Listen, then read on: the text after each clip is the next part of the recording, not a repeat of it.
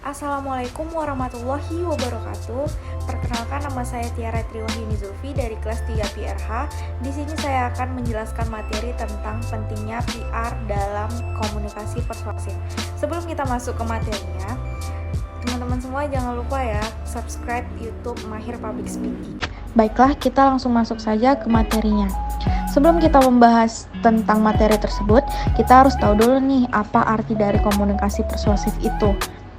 Komunikasi persuasif itu adalah proses komunikasi yang bertujuan mempengaruhi orang lain agar sependapat dengan pembicara. Komunikasi persuasif itu sifatnya membujuk dan mengajak orang lain agar sesuai dengan keinginan pembicara tanpa adanya paksaan. Ada 4 faktor utama dalam komunikasi persuasif.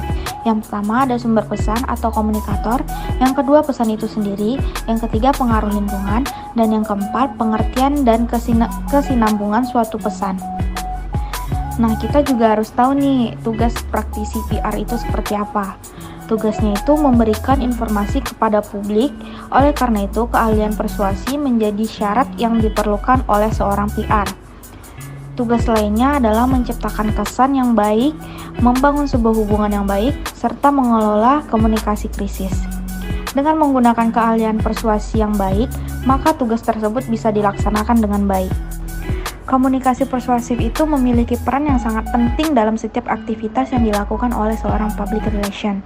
Praktisi public relation tidak hanya berperan sebagai narasumber yang menyampaikan informasi, namun mereka juga menjadi juru bicara yang mewakili suatu perusahaan atau instansi. Seorang praktisi PR harus menguasai aspek membujuk atau merayu.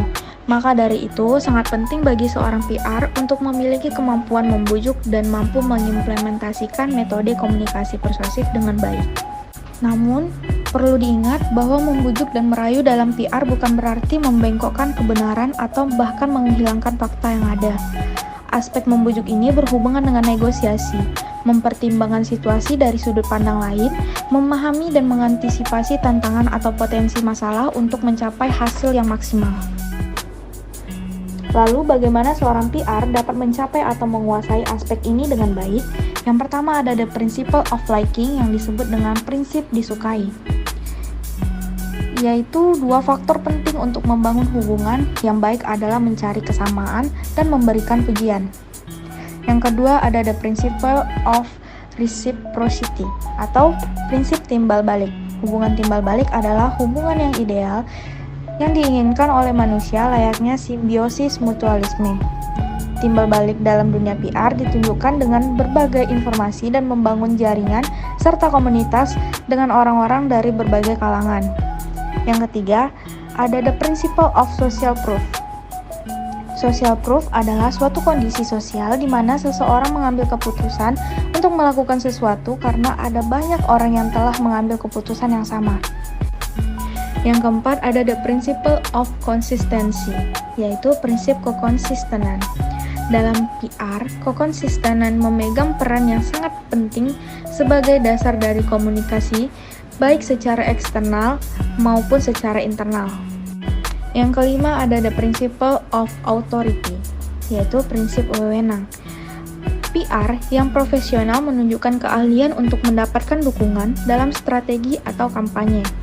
Secara sederhana, seseorang yang menunjukkan keahliannya secara profesional akan lebih banyak didatangi oleh orang-orang yang membutuhkan. Hal ini menunjukkan bahwa authority atau wewenang dapat diperoleh dari profesionalisme. Yang keenam ada the principle of scarcity atau prinsip kejarangan atau kelangkaan. Menurut Cialdini, berbagai studi telah menunjukkan bahwa sesuatu yang unik dan eksklusif menjadi lebih berharga karena semakin sedikit ketersediaannya. Dalam PR, prinsip kejarangan atau kelangkaan ini dapat diwujudkan dengan membangkitkan rasa urgensi untuk melakukan suatu tindakan, seperti misalnya suatu penawaran khusus untuk produk atau layanan dengan ketersediaan yang dibatasi oleh waktu dan kuantitas.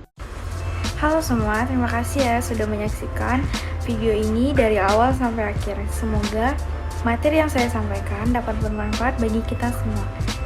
Saya akhiri dengan Assalamualaikum warahmatullahi wabarakatuh.